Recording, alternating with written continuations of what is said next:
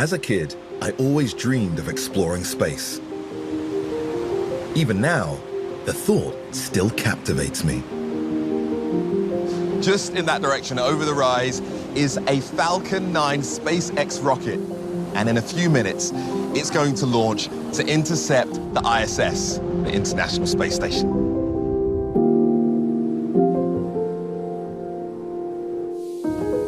Five, 4, 3, 2, 1. Ignition. There we go. Actually, we've got launch. Liftoff. And liftoff of the 22nd SpaceX cargo resupply mission to the International Space Station.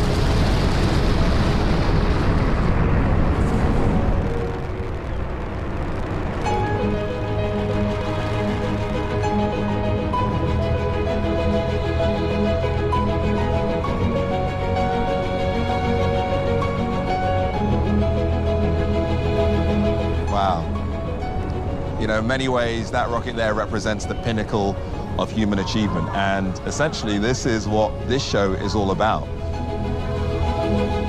Exploration is the lifeblood of every living creature on Earth. Over 3.8 billion years, evolution has shaped all walks of life. The need to explore has propelled nature into every corner of the globe, to colonize even the most hostile of places. As a biologist, the key to pushing the boundaries of our own exploration lies with Mother Nature. If we can decode her secrets, it might allow us to take the next big step into space.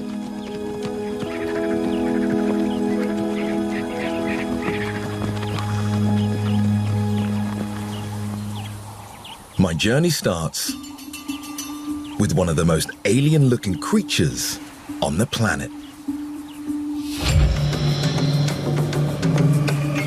Giraffes are pretty cool.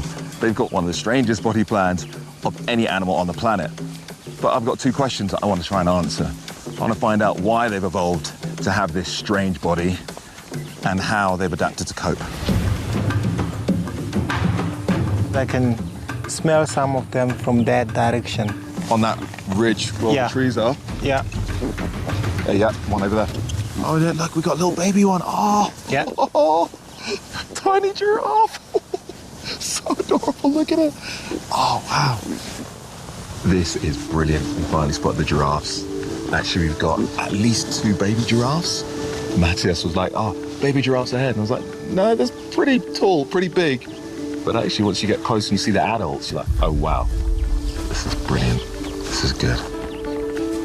This tiny baby Yeah. is the youngest one of all the ones we have here. Born about a month ago. Wow. 1 month old and standing at 10 feet tall. We are completely surrounded by giraffes, adult giraffes, baby giraffes.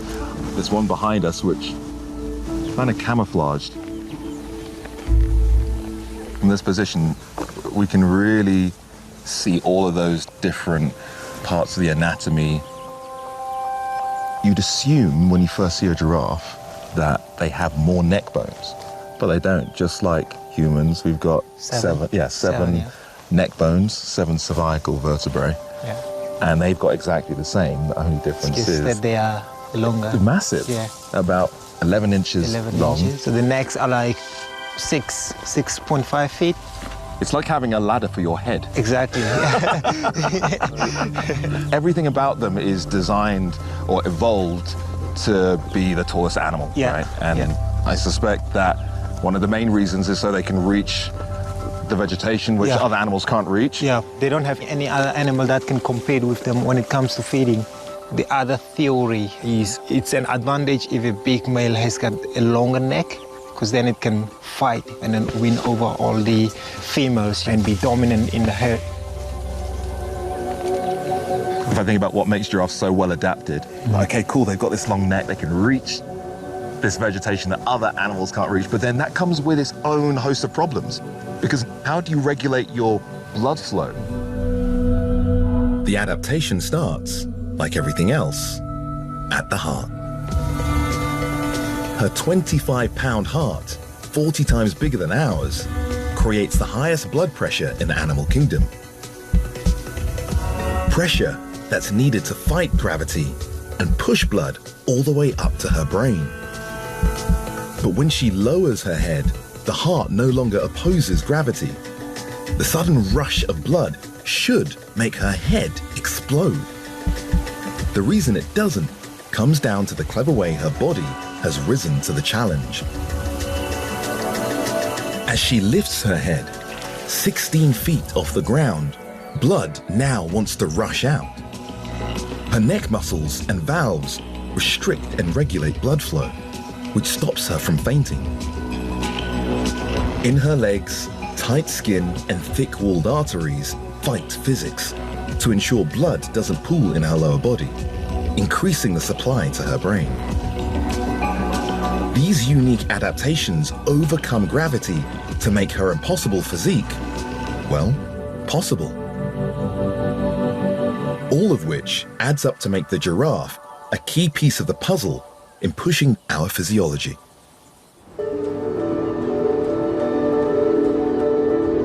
When it comes to the rigors of spaceflight, humans are limited by the skin we're in. Our physiology just isn't adapted for the extremes of space, in particular, the extremes of gravity.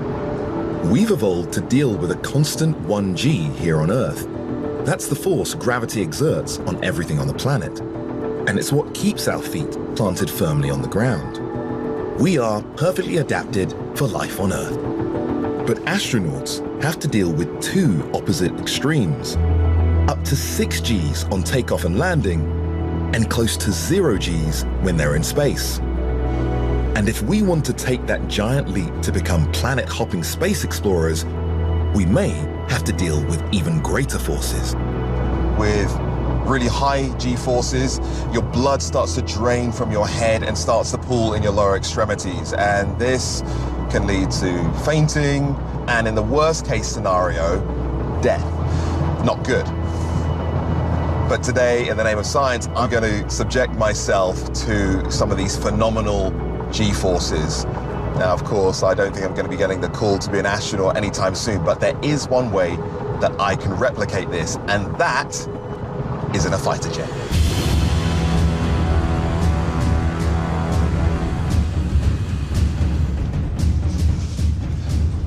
Hey, Chip. Knock, knock. Patrick. How you doing? Doing well. Welcome to Aurora's Aerospace. Yeah. Let's talk about the G-suits. I've got one right here. Okay. The G-suit will increase your G tolerance by approximately 1 G. This G-suit has inflatable bladders in it, and this will be plugged into the aircraft, and it will blow air into the bladders here and in here. Give you a nice bear hug. It actually feels good when it inflates. It's kind of makes you feel secure, I can imagine. Yeah, it does. The purpose of that is to force blood away from the extremities, the lower extremities, and up into my thorax, keeping that oxygen-rich blood going to my brain. Correct. Yeah. Yeah. How's that feel? Yeah, good. Feels good? Yeah. And this is where you'll plug in here. Right, there we go. So that's the inlet. We're gonna head downstairs, do our safety briefing, and then we're gonna go flying. Brilliant. Sounds good? Yeah.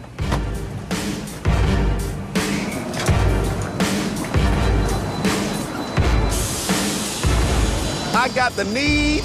More speed. Oh yeah, baby. What G's can I expect that we're going to be pulling on this L-39? We're gonna be pulling up to 5. Okay, brilliant. Try not to hit any switches, and don't sit on the orange ejection handle. Go I'll slow, move go out of your slow. way There we go. as you're slowly sitting down. Go. How's that? Right. You all set? Yeah. All right, do one last walk around. The main purpose of what we're doing right now is to experience extreme G. This is what it's all about. You know, we're trying to push our bodies to the extreme. It's inherent in our nature to want to explore, to find out what lies above the horizon, space. That is the final frontier. And to get up to space, you got to withstand lots of G-force. So we need to understand how to allow our bodies to cope with that G-force. All right, here comes the engine start. All right, Wow. Can't believe this. This is incredible. Albatross 722, we're ready for departure on 18. Albatross 722, I was just curious, what's going on today? We're just doing a film about G-suits and G-tolerance, so we're going to do some flights with and without the G-suits. Good luck without the G-suit. Well, I'm keeping mine on. Okay. We're runway 18, let's take off. Albatross 722, go for takeoff, 18 westbound. All right, here we go.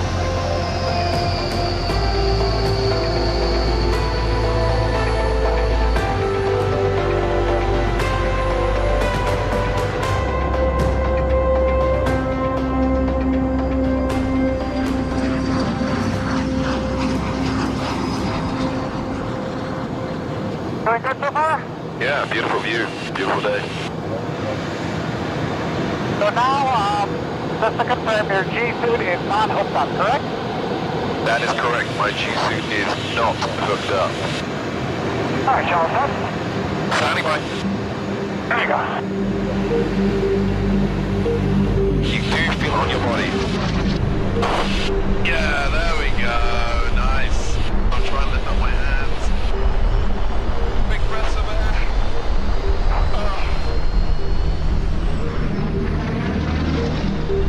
Nice now.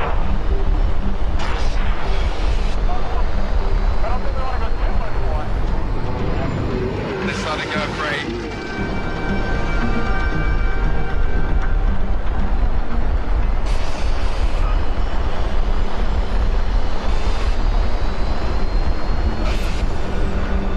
I was showing 4. I started feeling a little gray out too. I can feel that one. I think I started to lose some of my color vision.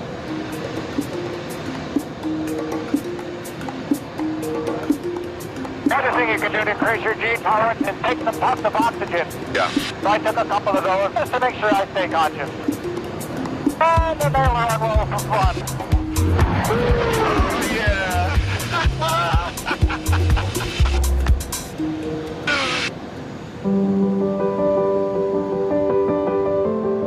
Okay, so we are approaching 12,000 feet, just on the western coast of Florida, traveling at 180 knots. And yeah, this is a beautiful day. Kim is putting me through my paces right now. Without the G-suit, one of the main things that I notice is moving your body 4 times the weight of my normal mass, my arms. I can't even keep my arms up.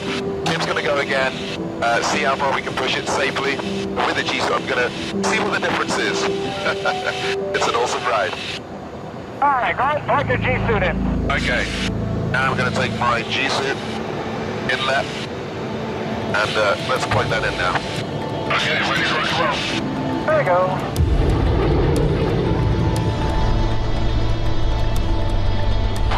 Oh yeah, there we go. We got some light inflation.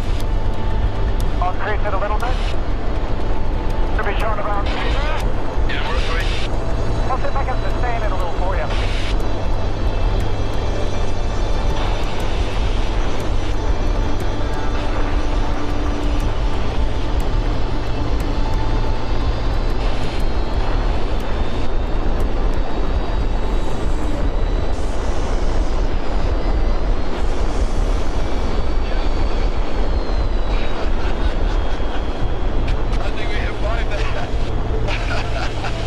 I got a little more in me here, hang on.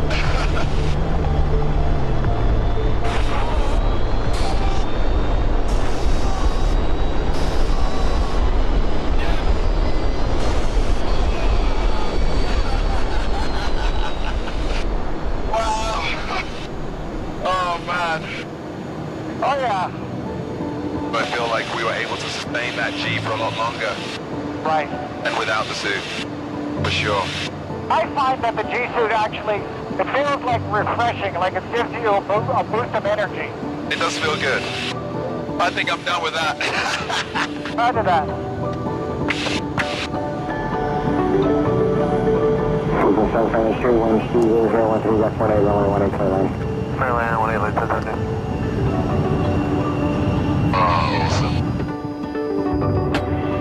Oh, fresh air. Cool. Oh. Oh, thank you. Thank you very much. Good job, brother. My G-suit helped keep my blood in my brain and stopped me from passing out. But Chip has told me about a team developing something even more advanced. It's aptly named the Giraffe suit, and I think it might be the solution to handling the extreme G's of space travel. Patrick, tell me, I'm guessing from the name that it's been inspired by an animal in the wild. Yes, giraffe actually, it's an acronym. G, Reliable Advanced Fast Fighter Equipment. But the idea was based on the giraffe's neck muscle principle, which allows its neck muscle to tighten around the veins and basically limit the blood flow which goes down to the brain. How did these traditional G-suits differ from what you're trying to make with the giraffe suits? In our case, we have used a fabric which tenses around the body, which keeps the body under pressure. The entire body is so well compressed and the muscles are so well supported that you can do maneuvers that you could not do physically without it. One of the things I did notice in the jet fighter was that even though the bladder did inflate and it made a big difference, there were areas like where my knees bent, anything as like a pinch point where it was preventing the air from inflating. But what you're saying is you've managed to overcome that. I'll show you briefly. I have one here. Everything you see here, which is green, everything is compressed, 100%. No way, that's interesting. With your new giraffe suit, how many G's do you think a pilot could pull? Well, we have tested it to 11 G's, and myself, I've been many times to 9 G's. God. I'm not a pilot, and I'm nearly 62 years old. I only got a little taste of that at 5 G's. Well, see, the difference is you had G pants on. Basically, the lower portion of your body was partially compressed. In our case, the entire body is entirely compressed. It sounds like something straight out of a future sci-fi movie. Where do you, Patrick, see this technology being applied? Well, the principle of body compression has many applications. The kind of principle we have here could very well be applied to space travel. Definitely. It would be a less bulky travel suits.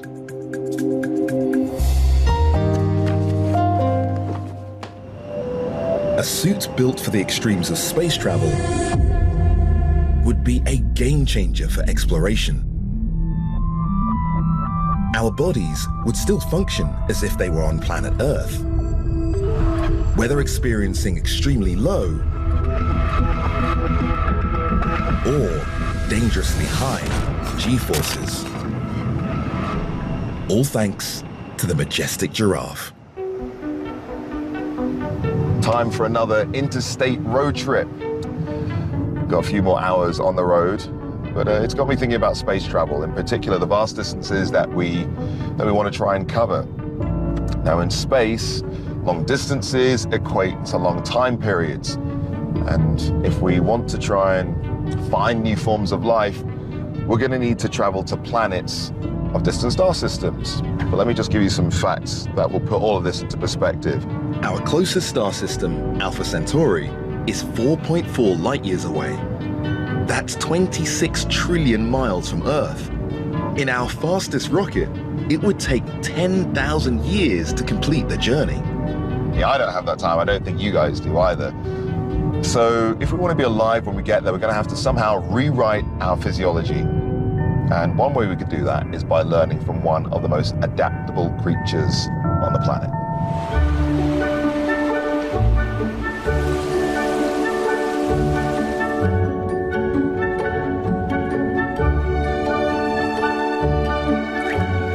For 4 months of the year, this North American wood frog leads a perfectly normal life. Hanging out, hopping around, and avoiding predators. But every autumn, something miraculous happens.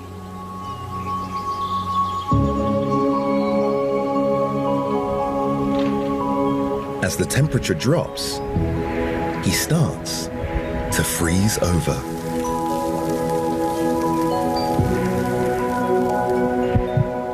his heart slows down until it completely stops.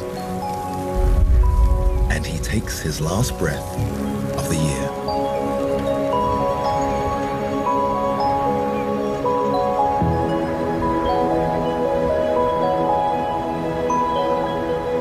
He might not look it, but even at 20 degrees Fahrenheit, he's still alive. Special proteins in his blood and huge quantities of glucose allow his cells to stay perfectly protected.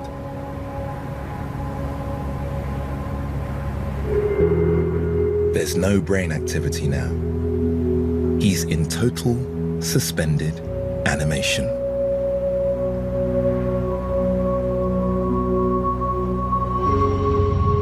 So you know what it reminds me of? It reminds me of a mummy, a mummified frog, a very cold mummified frog.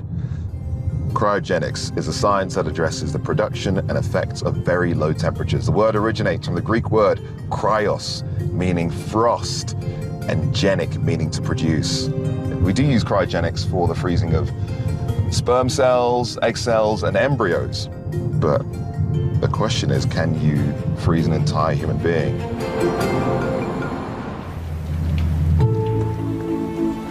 If we hope to survive journeys across space that last thousands of years, we may need to take our lead from the wood frog in order to safely freeze and thaw our astronauts, so that when we eventually wake up to discover our destination,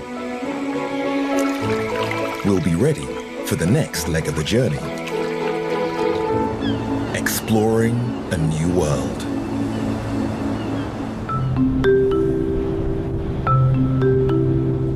When it comes to exploring, I think that if we're going to find alien life, we're going to need to look somewhere where there is lots and lots of water. The only issue with that is we barely know what's in our seas, let alone in the seas of another planet. So in order to explore those worlds, we're going to need to start by looking at marine specialists on Earth. Yeah, we're here at Pelican Point, and we're going to do a little spot of kayaking, which is going to be awesome. So we've got the kayaks here, and behind me, you can see our stars of the show, seals, Cape Fur seals.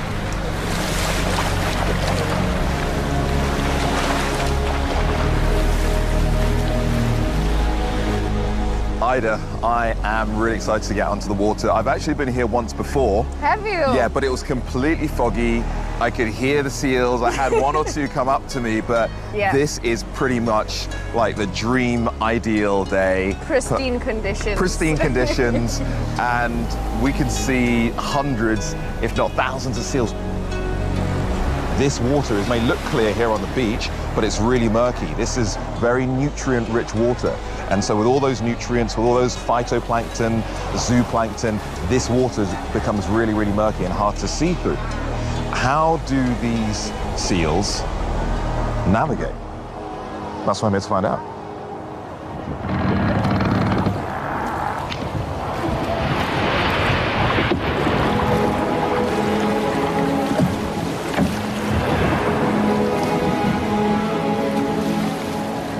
Just kayaking up to this big colony up here. And as I'm getting closer, more and more Cape Fur seals are coming to check me out. Oh man. Hello, hello. Hi, come here. Over here, over here, over here. Oh, you're beautiful. Oh, you're so beautiful. Whoa. Oh my God. They're coming a lot closer. Hi. Hello. Hi, friend. Oh, that's a nice jump. They're really curious. They want to know what's going on. Super curious. They call them the ocean dogs. Dogs of the ocean. I know that Namibia has 2/3 of the world's population of Cape Fur seals. Yeah. What is it about this region that makes it perfect for animals like these seals? So the open land that we have here, It's mostly untouched. It's completely natural. They have their space that they need to breed, to socialize, where they raise their young. And that's on land? Exactly. And they have really, really good fish just out over there. The Benguela current especially brings up nutrients from the bottom of the ocean. And that's basically the fuel for this entire ecosystem here. Is there any kind of way that... Hello! Look at it. Look at him looking. Hey, what's going on? So how are they detecting the fish? They use their whiskers because they have a lot of nerve endings in this area where the whiskers are. The rats and cats have about 200, but Cape fur seals have about 1,500 nerve endings. So very, very specialized, very sensitive to any vibration. Then they feel the vibrations or they feel the wakes in the water and they can detect what size it is, what it is. Is it a fish? Is it another seal? Is it a predator? You're telling me that just from sensing the vibrations in the water, they can tell the difference between objects? Yeah, definitely. And they can tell the difference between the species just by the wakes that it leaves behind. I suppose that, yeah, any given object is going to create a slightly different wake as it moves through the water. Right, I want to be able to see those whiskers in detail, so I want us to get back to that colony. I'll race you. Okay! Yeah, this is cool. Keep up, Ida! Whoa! Yeah! Hi! Hello! Hi! Wow! Hello! Hello!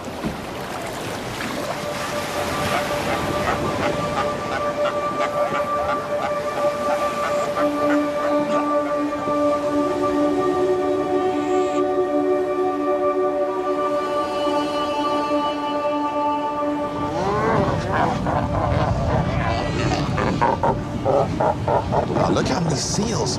Holy moly. So we want to walk slower here. Wow, slower. Okay, Yeah. nice and slow. So I'm just we really don't- excited. We I've don't seen so many excite them too friends. much. This is the biggest colony you'll find of Cape fur seals anywhere in the world. Oh, really? Wow. In the entire world. It's a lot to take in all at once. It is. There's about 150,000 seals here at the moment. God, that's like an entire stadium worth of seals. Yeah. And if you just take that nice smell into your lungs, and it's quite a stench here. It absolutely stinks to high heaven. Yeah, it does. So that's the smell of tons and tons of fish going in one end of a fur seal and coming right back out. Oh my goodness.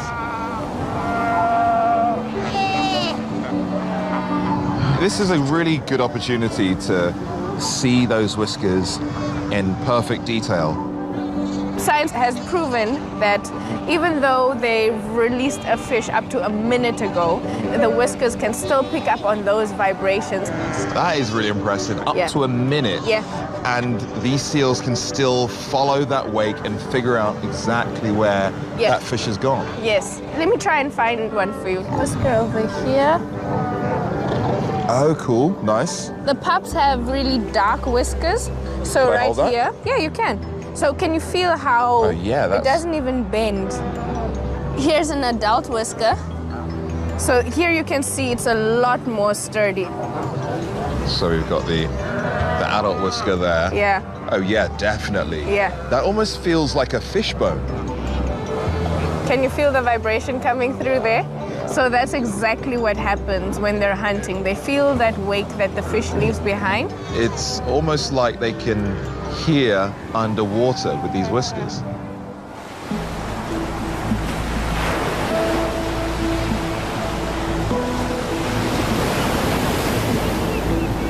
These are just Cape fur seals. So Cape fur seals are not known as the true seals. The true seals, the harbor seals, are slightly different, especially in the type of whisker. So harbor seals, they have, do you see that, that little pattern Can I hold there? that? Yes, of course. Okay, so if I compare the two side by side, this one at the bottom, that's the Cape fur seal whisker, very straight, almost like a fishbone.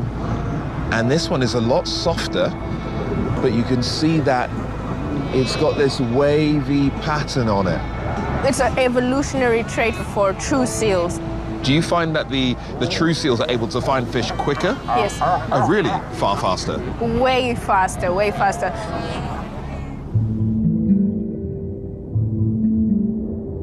Our oceans are full of trails, invisible to the human eye. But this harbor seal has the ability to detect them thanks to her hypersensitive whiskers. Their uniquely wavy structure is exceptionally hydrodynamic.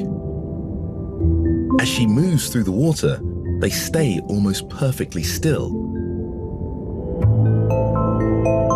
until she encounters a trail.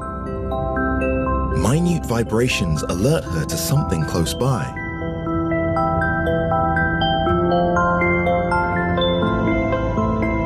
A fish, and she's not too far behind.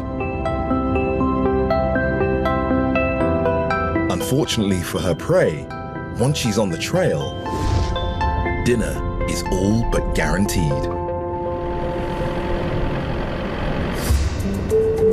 It's funny because in many ways, seals are the last animal you expect to see in the middle of the desert.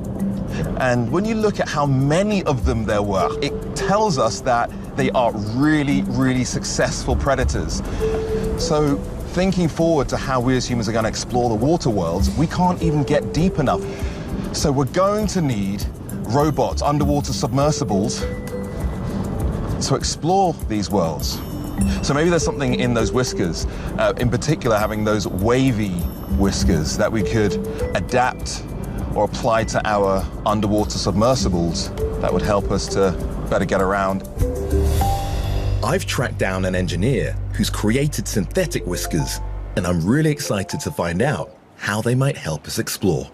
Pablo, great to be speaking to you today. Really excited to have a chat about seal whiskers, of all things. Yes, that sensing capability they have is very impressive, right? So we built a device that basically looks like a seal whisker that is essentially an oscillator. And these are, for example, the first ones we built. Oh, cool. We 3D printed the parts. We even reproduced the undulations of the whisker. Yeah, I can see that. Generation after generation, we were able to get a lot more sophisticated in the way we were fabricating these. We started with one whisker, then we moved to 2, 3 whiskers. Now we have arrays that are 16 whiskers. Yeah, that's fantastic. What next? We want to miniaturize them, and we're going to add them to several of our underwater vehicles. I can show you actually one of the vehicles that is going to be the first one to host these sensors. Perfect. This is one of the rows. So we can put them underwater. They can do very simple pre-programmed behaviors. But the idea is that we can leverage the potential of the whisker arrays to give them a lot more information of their surroundings so that they can do slightly more intelligent behaviors. So you've got these soft underwater robots. Where would the whiskers actually sit? Because we don't have anything that is analogous to a stingray with whiskers. We have various types of designs. The most intuitive is to have the whiskers in the front, right? Like catfish, and that gives us very simple sensing of the incoming flow. Can you imagine this probe working maybe on another planet? And if we can sense objects and understand what they look like, do you think this might help us discover, I don't know, life on another planet?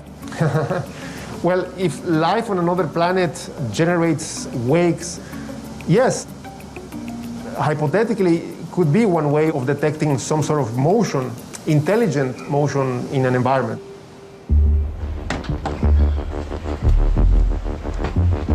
This next generation of probe could completely change the way we explore our universe.